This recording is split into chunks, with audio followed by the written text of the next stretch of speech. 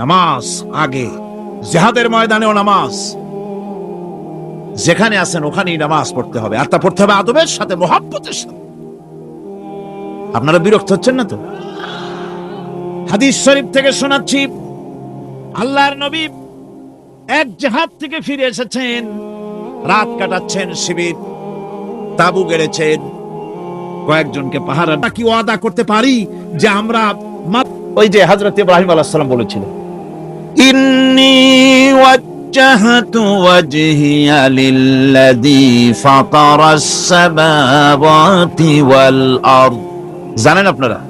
পড়েন, ইন্নী وجهت وجهي للذي فطر السماوات والأرض حنيفا وما أنا من المشركين।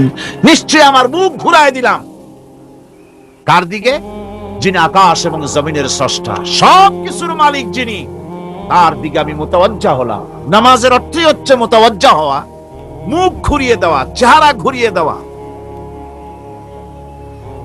আর নামাজের আরেক অর্থ হচ্ছে নিকটবর্তী থেকে আরো নিকটবর্তী হওয়া।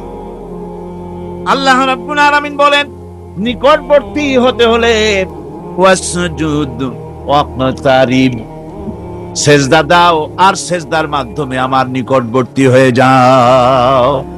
সেজদা দিলেই আল্লাহর নিকটবর্তী হওয়া যায়। কোন সুবহানাল্লাহ। সাহাবী, আল্লাহর নবীর সাহাবী প্রশ্ন করেছেন, নবীজি, বান্দা কখন আল্লাহর নিকটবর্তী হয়ে যায়? নবীজি বলেছেন, বান্দা যখন সেজদা দেয় তখন আল্লাহর বান্দার মাঝে কোনো হিজাব থাকে না, একদম আল্লাহ পাকের নিকটবর্তী হয়ে যায় বান্দা যখন সেজদায় পড়ে যায়। সুতরাং নামাজ হচ্ছে নিকটবর্তী হওয়া, সালাত এটা হচ্ছে নিকটবর্তী হওয়া। নামাজ ফরজ হওয়ার কারণ হচ্ছে এই যে মানুষ আল্লাহর বান্দা বা গোলাম হিসেবে সৃষ্টি হয়েছে, তাই একমুখী হয়ে এর বন্দিগি করা এটা হচ্ছে তার স্বাভাবিক একটা প্রকৃতি। আল্লাহ রাব্বুল আলামিন এই প্রকৃতির দাবি মিটাবার জন্যই নামাজের ব্যবস্থা করেছেন। মানুষের ফিতরত, মানুষের নেচার, মানুষের ফিতরত হচ্ছে এই যে কারো না কারো কাছে মাথা নত করা, হাত জোড় করা, মাথা নত করা, সার্বভৌমত্বের মালিক কাউকে মনে করা। হাত জোড় করতে হলে, মাথা নত করতে হলে, সার্বভৌমত্বের মালিক হিসেবে কাউকে গ্রহণ করতে হলে আল্লাহর বিকল্প কেউ আছে নাকি? ইসলামের মূল দাওয়াতটা হলো ফিতরত অনুযায়ী দাওয়াত দেওয়া হয়েছে, মানুষ যেন মাথা নত করে, গোলামি করে। এজন্য আল্লাহ রাব্বুল আলামিন বলেছেন যে আমি মানুষ এবং জিনকে সৃষ্টি করেছি, তার কারণটাই হলো মা খালাকতুল জিন্না ওয়াল ইনসা ইল্লা লিয়াবুদুন। মানুষ আর জিন জাতিকে সৃষ্টি করা হয়েছে ইবাদতের জন্য, গোলামির জন্য। ইবাদত আর গোলামি এটাই করতে হবে, গোলামি করতে হবে, দাসত্ব করতে হবে। আর এই দাসত্ব, আল্লাহর আনুগত্যই গোলামির দাওয়াত দিয়েছেন দুনিয়ার সব নবীরা। কোন নবী বলেন নাই যে আমার গোলামি করো। কেউ বলেছেন? বলেন জোরে, কেউ বলেছেন? আল্লাহ পাক বলেন, ওয়ালাকাদ বা'আসনা ফি কুল্লি উম্মাতির রাসূলা আন ইবুদুল্লাহা ওয়াজতানিবুত তাগুত। প্রত্যেক জাতির জন্য আমি রাসূল প্রেরণ করেছি, তারা মানুষকে দাওয়াত দিয়েছেন এই কথা বলে যে এক আল্লাহর গোলামি করো, তিনি ছাড়া কোনো ইলাহ নাই, আইনদাতা নাই, বিধানদাতা নাই, তার গোলামি, তার সামনে মাথা নত করে না। নামাজ হচ্ছে তাওহীদের অবশ্যম্ভাবী এক বহির্প্রকাশ। তাওহীদের জন্য তাওহীদবাদী মানুষ যারা, তাদেরকে নামাজ আদায় করতেই হবে।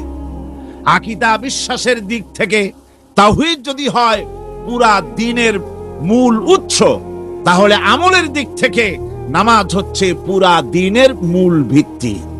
নামাজ হচ্ছে আমলের মূল ভিত্তি। এর বাস্তবায়ন ছাড়া দিন পূর্ণ হয় না। নামাজ মুমিনের কেবলমাত্র একটি উত্তম আমলই নয়, বরং নামাজ হচ্ছে ঈমানের মূল ভিত্তি। যার কাছে নামাজ নাই তার কাছে কিছুই নাই। রাসূল করিম সাল্লাল্লাহু আলাইহি ওয়াসাল্লাম বলেছেন যে নামাজ যে ব্যক্তি পড়ে না, আল্লাহ পাকের সাথে তার কোনো সম্পর্ক বাকি থাকে না। সুতরাং এই নামাজটা হচ্ছে এই যে একমাত্র একাগ্র চিত্তে আদবের সাথে আল্লাহর সামনে রুজু হয়ে যাওয়া। কোরআনে কারীম বলছে মুনিবিনা ইলাইহি ওয়াত্তাকুহু ওয়াকিমুস সালাতা ওয়া লা তাকুনু মিনাল মুশরিকিন। তোমরা আল্লাহর দিকে রুজু হয়ে যাও এবং তাকে ভয় করে অন্যায় কাজ থেকে বিরত থাকো, আর নামাজ কায়েম করো, মুশরিকদের অন্তর্ভুক্ত হয়ে যেও না। নামাজ কায়েম করা, নামাজের আদেশ কোরআনে কারীমের মধ্যে আল্লাহ পাক বহু জায়গায় করেছেন। ঈমানের পর নামাজই হচ্ছে সবচেয়ে বড় জরুরি। একজন মানুষ ঈমান আনলো, যেমন কালকে একজন ঈমান এনেছে, ঈমান আনার সাথে সাথে তার প্রথম কাজ কি বলুন? বলেন প্রথম কাজ কি? ফজরের নামাজের আগে একজন ইসলাম কবুল করলেন, তার প্রথম দায়িত্ব নামাজকে আদায় করে দেওয়া, ফজরের নামাজ পড়া। জোহরের আগে কেউ ঈমান আনলো, তার প্রথম দায়িত্ব জোহরের নামাজ আদায় করা। আসরের নামাজের আগে ঈমান এনেছে, তার প্রথম দায়িত্ব হলো আসরের নামাজ আদায় করা। তার জন্য সবকিছু নিবেদিত করতে হবে। আল্লাহ পাকের গোলাম আমাদের বানিয়েছেন, আল্লাহ আমাদের গোলামি করা লাগবে। আর গোলামির নমুনা যাকাত দিয়া, হজ দিয়া, দান দিয়া, সদকা দিয়া, কোন জিনিস দিয়ে নামাজের মতো গোলামির উৎকৃষ্ট প্রমাণ বা নমুনা আর কিছুতে নাই। আমি যে গোলাম তার উৎকৃষ্ট প্রমাণ হচ্ছে নামাজ। নামাজেই একটা মানুষ গোলামির অনুভূতিতে তাকে নিয়ে যায়। বাদশা হোক, মন্ত্রী হোক, বীর হোক, মরে ধরিয়া কানের কাছে হাত দিয়া, হাত দুটো বাঁধিয়া মাথা নিচের দিকে দিয়ে দাঁড়ায় গেল কিসের মতো? আসামির মতো, গোলামের মতো। সুবহানাল্লাহ। এদিক ওদিক তাকাইতে পারবা না, চোখটা থাকবে সেজদা যেখানে দিবা সেখানে। তাকানো নিষেধ, সেজদার দিকে তাকাও। এরপরে যখন রুকুতে গেলেন, গোলামের নমুনা হয়ে গেল। গোলামের এরকম মাথা নিচু করে থাকতে হয় প্রভুর সামনে। গেলেন রাজা, বাদশা, বড় লোক, সব অহংকার চূর্ণ হয়ে গেল। নাক আর কপাল দিয়া আমার মাবুদের দরবারে মাথাটা লাগাই দিলাম জমিনের উপরে। সুবহানাল্লাহ। আমি আমার ভাষায় বলি, আমি আমার ভাষায় কথাটা এভাবে বলি, এই জমিনটা যদি কাগজ হয় আর আমার নাকটার কপালটা যদি কলম হয়, তাহলে আমি যে গোলাম দৈনিক 5 বার আমার নাক আর কপাল দিয়া জমিন নামক কাগজের উপরে, দাস খতের উপরে দৈনিক 5 বার নাক আর কপাল দিয়া সই করে দেই, আল্লাহ আমি তোমার গোলাম আর কারো গোলাম নই, আমি একমাত্র তোমার গোলাম। ঘুমের থেকে উঠে সেজদা দিয়া বলি, দুপুরের সময় কাজ ফালাইয়া আরেকবার বলি, বিকেল আসার আগে আসরে আরেকবার বলি, দিন যখন শেষ হয় আরেকবার বলি, রাতে যখন শুতে যাই আরেকবার সেজদা দিয়া ঘোষণা করি, মাবুদ আমি তোমার গোলাম। সুবহানাল্লাহ। নামাজ হচ্ছে ইসলামের গণ্ডির মধ্যে প্রবেশের প্রমাণ। কোরআনে কারীম বলছে ফাইন তাবু ওয়া আকামুস সালাতা ওয়া আতাউস যাকাতা ফাইখওয়ানুকুম ফিদ্দীন। সূরা তওবা এসেছে, তারা যদি তওবা করে আর নামাজ কায়েম করে, যাকাত যদি করি, সামি আল্লাহু লিমান হামিদা অর্থ কি কোন? ফার্স্ট ডিভিশনে কয়েকটা লেটার নিয়ে ফেল করবেন এরকম লোক আছেন না নাই? সুবহান রাব্বিয়াল আলা অর্থ কি জানি না, সুবহান রাব্বিয়াল আযীমের অর্থ কি জানি না, দোয়া কুনুত অর্থ কি জানি না, তাশাহুদ অর্থ কি জানি না, সূরা ফাতিহার অর্থ কি জানি না। এমন কি উজুর মধ্যে কয়টা ফরজ তাও অনেকের জানা নাই। কথা কি বেশি বললাম না ঠিক বলছি? একজনে জিজ্ঞেস করলো, মিয়া উজুতে কয় দৃষ্টান্ত আমার কাছে নাই। নামাজ পড়ার পরেও যদি চরিত্র ভালো না হয়, বুঝতে হবে নামাজ হচ্ছে না, কাঙ্ক্ষিত মানের নামাজ আদায় হচ্ছে না। আল্লাহর নবী বলেছেন, যার নামাজ পাপ কাজ হতে ফিরাতে পারলো না, তার নামাজ নামাজি নয়। আবার শুনুন, রাসূল বলছেন, যার নামাজ তাকে পাপের কাছ থেকে ফিরাতে পারলো না, তার নামাজ নামাজ নয়, ওইটা নামাজ হয় নাই, যার জন্য তার পাপ থেকে তারে ফিরাইতে পারছে না। আর কিয়ামতের দিন বেনামাজিরা সবচাইতে বেশি অপমানিত হবে। সবচাইতে বেশি অপমানিত হবে কারা? বেনামাজিরা। কিভাবে? ইয়াউমা ইউকশাফু আন সাকিন ওয়া ইউদআউনা ইলাস সুজুদি ফালা ইস্তাতিউন। সেদিন কঠিন সময় আল্লাহ রাব্বুল আলামিন লোকদেরকে সিজদা করার জন্য বলবেন, কিন্তু যারা বেনামাজি ছিল দুনিয়ায় তারা সিজদা দিতে পারবে না। বলেন নাউযুবিল্লাহ। অবস্থাটা কি হবে? খাশিআতান আবসারুহুম তারহাকুহুম যিল্লাহ। তাদের দৃষ্টি নিচু হবে, লাঞ্ছনা এবং অপমান তাদের উপরে চেপে বসবে, সিজদা দিতে পারবে না। আল্লাহ আমাদেরকে ক্ষমা করুন। কিয়ামতের দিন হযরত আদম আলাইহিস সালাম থেকে শুরু করে পৃথিবীর সমস্ত মানুষের সামনে আল্লাহ রাব্বুল আলামিন সিজদা করার জন্য অর্ডার করবেন। যারা নাকি বেনামাজি, ওরা আল্লাহর দরবারে সেদিন সিজদা দিতে পারবে না, লাঞ্ছিত অপমানিত হবে। জোরে কোন নাউযুবিল্লাহ।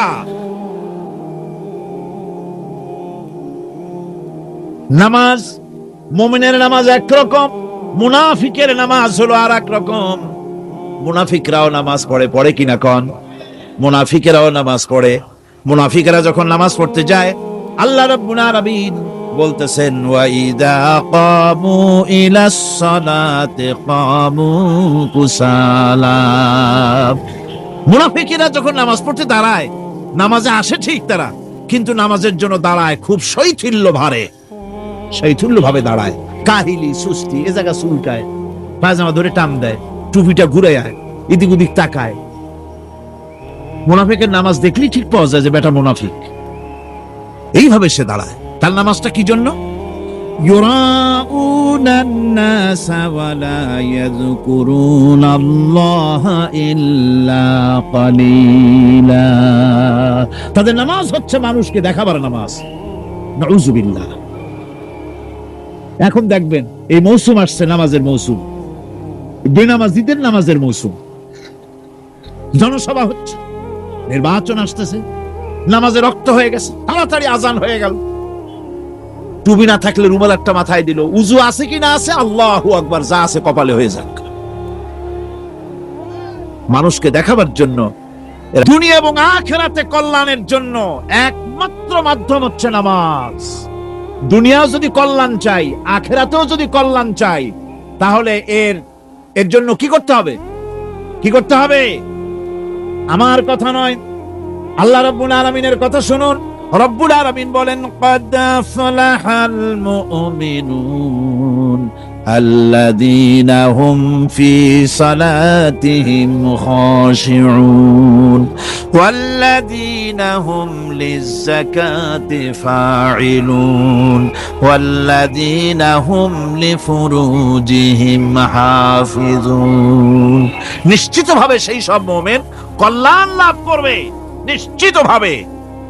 তারা হচ্ছে ওই সব লোক যারা নিজেদের নামাজ ভীতি মিশ্রিত, বিনয় ভাবে, ভীতি মিশ্রিত অবস্থায় বিনয়ের সাথে যারা নামাজ আদায় করে, যারা বেহুদা কাজ থেকে বিরত থাকে, যারা যাকাতের পন্থায় কর্মতৎপর হয়, আর যারা নিজের লজ্জাস্থানকে হেফাজত করে।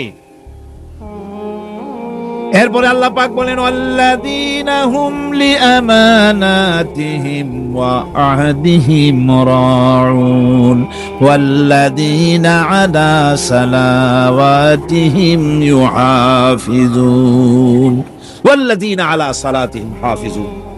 আর যারা তাদের আমানতকে পূর্ণ করে, আমানত এবং তাদের ওয়াদা চুক্তি পূর্ণ করে, এবং যারা নিজেদের নামাজ সমূহকে পূর্ণভাবে হক আদায় করে নামাজ পড়ে, নামাজের যারা হেফাজত করে, এরা কারা? এরা হচ্ছে উলাইকা হুমুল ওয়ারিসুন আল্লাযীনা ইয়ারিসুনাল ফিরদাউসা হুম ফিহা খালিদুন। প্রথম প্রশ্নই হতো তুমি নামাজ পড়ো কিনা। ইলেকশনে যদি একজন উলঙ্গ মানুষ এসে দাঁড়ায়, ভাইরা এবার আমার বোতল মার্কা বাক্স, উলঙ্গ মানুষ এসে ভোটে দাঁড়াইছে, আপনারা ভোট দিবেন? দিবেন। ওইটা কাপড় প্রতিষ্ঠিত আছে বলে কি বলছেন? এতক্ষণ তো আল্লাহর কথা শোনালাম, কার কথা শোনাইছে? আমার আল্লাহর নবী বলেন, নবীকে প্রশ্ন করা হলো, ইয়া রাসূলুল্লাহ আইয়ু শাইইন আহাব্বু ইনদাল্লাহি ফিল ইসলাম, ইসলামের মধ্যে আল্লাহর কাছে কোন জিনিসটা বেশি প্রিয়? আল্লাহর কাছে ইসলামের কোন জিনিসটা বেশি প্রিয়? হুজুর বললেন, as-salatu li waqtiha মান তারাকা সালাতান ফালা দীন লাহু ওয়াস-সালাতু ইমাদুদ্দিন। আল্লাহর কাছে সবচাইতে বেশি প্রিয় হচ্ছে নামাজ। সবচাইতে প্রিয় কি? নামাজ। ওয়াক্তমতো নামাজ আদায় করা আল্লাহ পাকের বেশি প্রিয়। আর এই নামাজ হচ্ছে দ্বীনের খুঁটি। এটা দ্বীনের কি? খুঁটি। এই যে খুঁটিগুলো আছে, খুঁটিগুলো ফালাই দিলে তারপর আপনার এই প্যান্ডেল থাকবে? থাকবে না। বিল্ডিং এর পিলার ভেঙে দেন, বিল্ডিং টিকবে? ঘরের খুঁটিগুলি উড়ায় ফেলেন, ঘর টিকবে? টিকবে না। দ্বীনের খুঁটি হচ্ছে নামাজ। লা দীনা লিমান লা সালাতা লাহু, যার কাছে দ্বীন নাই, যার কাছে নামাজ নাই, তার কাছে কি নাই? দ্বীন নাই, ঈমান নাই। আল্লাহর নবী বলেছেন, ওয়ান জাবিরিন রাদিয়াল্লাহু তাআলা আনহু قال قال رسول الله صلى الله عليه وسلم বাইনাল আবদি ওয়া বাইনাল কুফরি তারকুস সালাত। আল্লাহ পাকের নবী বলেন, আল্লাহর বান্দার মুমিন, আল্লাহর বান্দার কাফের, দুইজনের মধ্যে পার্থক্য হলো, যে ব্যক্তি নামাজ পড়ে সে আল্লাহর গোলাম, যে নামাজ পড়ে না সে কাফের হয়ে গেল। যে নামাজ পড়লো না সে কাফের হয়ে গেল। মান তারাকা সালাতান মুতাআম্মিদান ফাকাদ কাফারা, যে ব্যক্তি ইচ্ছে করে নামাজ ছেড়ে দিল সে কাফের হয়ে গেল। বলেন নাউযুবিল্লাহি মিন যালিক। এই জন্য নামাজ আদায় করা বাধ্যতামূলক প্রত্যেকটি মুসলমানের জন্য। রাসূল করিম সাল্লাল্লাহু আলাইহি ওয়াসাল্লাম একটা দৃষ্টান্ত দিয়েছেন, কারো বাড়ির সামনে যদি একটা নাহার থাকে, একটা পুকুর থাকে, একটা খাল থাকে প্রবাহিত, এতে যদি ওই বাড়িওয়ালা দৈনিক 5 বার গোসল করে, তাহলে তার গায়ে কি কোনো ময়লা থাকে? হুজুর, সাহাবীরা বললেন, না হুজুর, থাকে না। হুজুর বললেন, এটাই হলো নামাজের দৃষ্টান্ত। 5 ওয়াক্ত নামাজ আদায় করবে, সেই গুনাহ থেকে আল্লাহ পাক তাকে পবিত্র করে দিবেন। সুবহানাল্লাহি ওয়া বিহামদিহি। আমার ভাইরা, নামাজ পড়লে পরে এক জুমা থেকে আর এক জুমা পর্যন্ত মানুষ যে সমস্ত গুনাহ করে, কবিরা গুনাহগুলি বাদে, শিরক আর কবিরা গুনাহগুলি বাদে যত গুনাহ আছে তার কাফারা হয়ে যায়। নামাজ যে সঠিকভাবে আদায় করবে, এই নামাজটা একটা কঠিন কাজ। নামাজটা কি কাজ? কে বলতেছেন কথা? আল্লাহ পাক। ওয়া ইন্নাহা লাকাবীরাতুন ইল্লা আলাল খাশিঈন। নামাজ একটা ভারী জিনিস, একটা কঠিন জিনিস। কাদের জন্য কঠিন নয়? যারা নাকি আল্লাহ পাককে ভয় করে। আল্লাযীনা ইয়াযুন্নুনা আন্নাহুম মুলাকু রাব্বিহিম ওয়া আন্নাহুম ইলাইহি রাজিউন। যারা নাকি একথা মনের ভিতরে ধারণা করে যে আল্লাহ রাব্বুল আলামিনের দরবারে আমার হাজির হওয়া লাগবে, মোলাকাত করা লাগবে, এই চিন্তা যারা করে তাদের জন্য নামাজ মোটেই কষ্টকর নয়, নামাজ মোটেই তাদের জন্য অসহনীয় নয়, বোঝা নয়, ভার নয়। তারা নামাজ আদায় ঠিকই করবে। এই জন্যে বিবি, বাল বাচ্চা সকলকে নামাজের জন্য তাগিদ করতে হবে। যত ভাই এখানে এসেছেন নিজেরা পড়বেন, বিবি বাল বাচ্চাকে তাকিদ করবেন। আল্লাহ পাক বলছেন, ওয়ানজির আশীরাতাকাল আকরাবিন, তোমার নিকটবর্তী যারা আছে তাদেরকে তুমি আল্লাহর ভয় দেখাও। নামাজের জন্য তাদেরকে বলো, আল্লাহর ভয় তাদের অন্তঃকরণের মধ্যে সৃষ্টি করে দাও। আর এই নামাজ পড়তে হবে জামাতের সাথে। নামাজ পড়তে হবে কিছুর সাথে? জামাতের সাথে। রাসূল করিম সাল্লাল্লাহু আলাইহি ওয়াসাল্লাম বলছেন, হুজুরের কাছে, আল্লাহর নবীর কাছে হযরতে আবু হুরায়রা রাদিয়াল্লাহু তাআলা আনহু হাদিসটি বর্ণনা করেছেন। হুজুরের কাছে একজন অন্ধ লোক এলো। সেই অন্ধ লোক এসে বললেন, হুজুর আমি তো চোখে দেখি না, জামাতের যে গুরুত্বের কথা আপনি বললেন, আমাকে কি রুখসত দেওয়া যায় নাকি? আমি অনেক সময় সাথী সঙ্গী পাই না, আমাকে কি রুখসত দেওয়া যায় নাকি? হুজুর বললেন, হ্যাঁ তোমাকে রুখসত দেওয়া গেল। অন্ধ যখন হেঁটে যাচ্ছিলেন, নবীজি তাকে আবার ডাকলেন, ডেকে জিজ্ঞেস করলেন, অন্ধ, নামাজের মসজিদের আজান কি তোমার কানে যায়? বলে, হ্যাঁ আমি আজান শুনি। হুজুর বললেন, আজানের জবাব দিবা, মসজিদে এসে জামাতে নামাজ পড়বা। একজন অন্ধকে রুখসত দেওয়া হয় নাই। মসজিদে আজান শোনার পর ঘরে বসে যদি নামাজ আদায় করেন, নামাজের হক আদায় হবে না। হুজুর সাল্লাল্লাহু আলাইহি ওয়াসাল্লাম বলেছেন, মসজিদে আজান হওয়ার পর যে ব্যক্তি ঘরে বসে নামাজ পড়ে, আমার ইচ্ছা হয় ঘরটা আগুন দিয়ে জ্বালায় দেই। কে বলতেছেন? রাহমাতুল লিল আলামিন বলতেছেন। রাহমাতুল লিল আলামিন বলতেছেন, ঘরের মধ্যে যদি মেয়ে লোক আর বাচ্চারা যদি না থাকতো, তাহলে আমার ইচ্ছা হয় আমি বলি, আগুন দিয়ে ঘরটারে জ্বালায় দাও। এই ঘরের মহব্বতেই তো সে বাইর হয় না। নামাজের এত বড় গুরুত্ব দেওয়া হয়েছে। আমার বন্ধুগণ, এই নামাজের জামাতি আল্লাহর নবী জীবনের শেষ নামাজ জামাতে আদায় করেছেন। জীবনের শেষ নামাজটাও জামাতে আদায় করলেন। তখন তার এমন অবস্থা, এত অসুস্থ, দাঁড়াতে পারেন না, হাঁটতে পারেন না। দুইজন সাহাবীর কাঁধের উপরে ভর করে তারপরে বহু কষ্ট করে মসজিদে গিয়ে নামাজ আদায় করেছেন। খুতবা দিয়েছেন। বললেন, খুতবা দিতে গিয়ে বললেন, আজ থেকে মসজিদে নববীর চতুর্দিকের সকলের দরজা বন্ধ হয়ে যাবে, শুধু আবু বকরের দরজাটা খোলা থাকবে। আল্লাহর নবী বললেন, আল্লাহ রাব্বুল আলামিন এই পৃথিবীতে তার এক বান্দাকে জাগতিক সব সম্পদ দিতে চেয়েছিলেন, কিন্তু সে বান্দা সব জাগতিক সম্পদকে উপেক্ষা করে মাবুদের সঙ্গে দেখা করা বেশি জরুরি, বেশি পছন্দ মনে করেছেন। এতটুকুন কথা নবীজি বললেন, কেউ কিছু বুঝলো না। হযরতে আবু বকর রাদিয়াল্লাহু তাআলা আনহু হুজুরের এই কথা শুনে কাঁদতে কাঁদতে তিনি অস্থির হয়ে যাচ্ছেন। সাহাবীরা চিন্তা করলেন, হুজুর কার কথা বলেছেন, তাতে কান্নার কি আছে? বয়োবৃদ্ধ, জ্ঞান বৃদ্ধ হযরতে আবু বকর রাদিয়াল্লাহু তাআলা আনহু বুঝতে পেরেছেন, এই পৃথিবীর সব সম্পদ তো আল্লাহ হুজুরকেই দিতে চেয়েছিলেন। তিনি সমস্ত সম্পদকে উপেক্ষা করে তার মাবুদের সঙ্গে দেখা করার জন্য প্রস্তুতি নিয়েছেন। তার মানে হলো আল্লাহ নবীর বিদায় হয়ে যাবেন, আমরা নবী থেকে এতিম হয়ে যাব। নবীজি ঘরের মধ্যে প্রবেশ করলেন, প্রচন্ড জ্বর এলো। এই প্রচন্ড জ্বর নিয়ে তিনি শুয়ে আছেন, কখনো বেহুশ কখনো হুশ। এর মধ্যে সারা জান হয়ে গেল।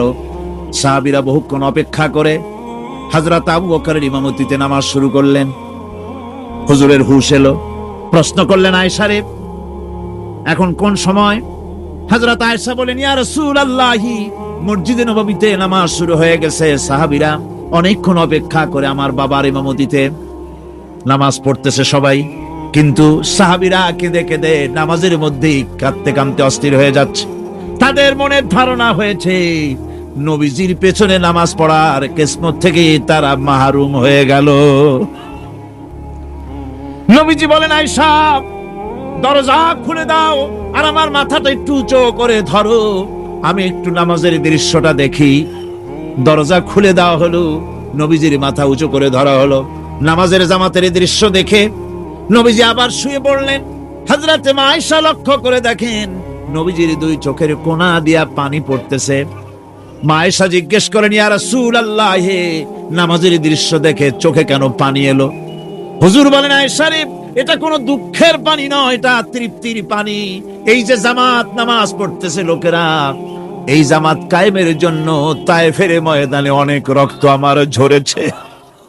উহুদের ময়দানে দান্দান মুবারক শহীদ হয়েছে, সাহাবায়ে কেরাম জীবন দিয়েছে।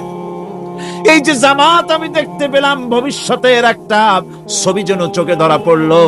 আমার মনে হলো কিয়ামত পর্যন্ত এই পৃথিবীতে আমার যত উম্মত আসবে তারা এইভাবে করে জামাতে নামাজ আদায় করবে।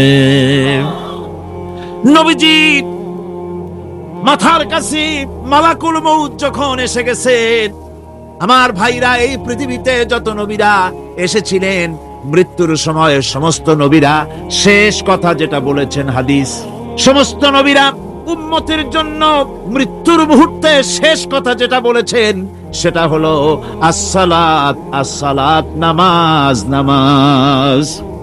আমার নবী যখন বিদায় হয়ে যান, বিদায় মুহূর্তে মেয়ের কথা বললেন না, কলিজার টুকরা নাতির কথা বললেন না, জামাইয়ের কথা বললেন না, স্ত্রীর কথা বললেন না, মৃত্যুর সময় শেষ কথা বললেন আসসালাত, আসসালাত ওয়া মা মালাকাত আইমানুকুম, নামাজ, নামাজ, আমার উম্মতেরা নামাজ, আমার উম্মতেরা নামাজ ছেড়ে দিও না, নামাজ।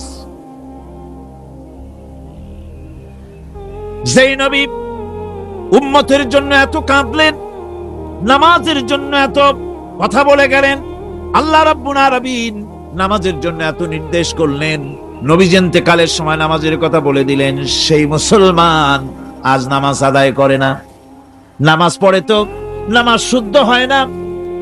হযরতে হুযায়ফা রাদিয়াল্লাহু তাআলা আনহু তিনি একবার ইয়েমেন সফর করেছিলেন, এক মসজিদে নামাজ পড়লেন, একজনকে তিনি নামাজ পড়তে দেখলেন, নামাজ পড়তে দেখে তিনি অপেক্ষা করলেন, লোকটার নামাজ হয়ে যাওয়ার পর তিনি প্রশ্ন করলেন, আল্লাহর বান্দা, তুমি কতদিন এরকমের নামাজ পড়তেছো? তিনি বললেন, প্রায় 40 বছর তো হবে আমি এরকম নামাজ পড়তেছি। হযরতে হুযায়ফা বলেন, তুমি কি আমারে চেনো? কয়, না, চিনি না। হযরত হুযায়ফা বললেন, আল্লাহর বান্দা শোনো, আমি হচ্ছি আল্লাহর নবী মুহাম্মদুর রাসূলুল্লাহ সাল্লাল্লাহু আলাইহি সাল্লামের সাহাবী হুযায়ফা। ও আল্লাহর বান্দা, তুমি যেভাবে নামাজ পড়েছো এইরকম যদি 40 বছর নামাজ পড়ে থাকো, আল্লাহর কসম করে বলি, নবীজি যে নামাজ শিখাইছেন তোমার সে নামাজ হয় নাই, রাসূলুল্লাহর নামাজ হয় নাই। নামাজ পড়লেই হবে না, রাসূলুল্লাহ বলেছেন, সাল্লু কামা রাআইতুমুনি উসাল্লি, নামাজ পড়ো সেইভাবে যেভাবে আমারে পড়তে দেখো। বিশ্বাস করুন ভাইরা, নামাজ যদি না হয়, হরতাল করিয়া, মিছিল করিয়া, বিক্ষোভ করিয়া, যে কোনো আন্দোলন করে ইসলামকে বিজয়ী করা যাবে না যতক্ষণ পর্যন্ত নামাজ সহি না হবে। নামাজ হচ্ছে ফাউন্ডেশন, নামাজ নাই কিচ্ছু নাই। ঠুকঠাক করে 2টা সেজদা দিয়ে উঠে যাবেন, আপনার ইসলামী আন্দোলনের 4 পয়সার দাম নাই।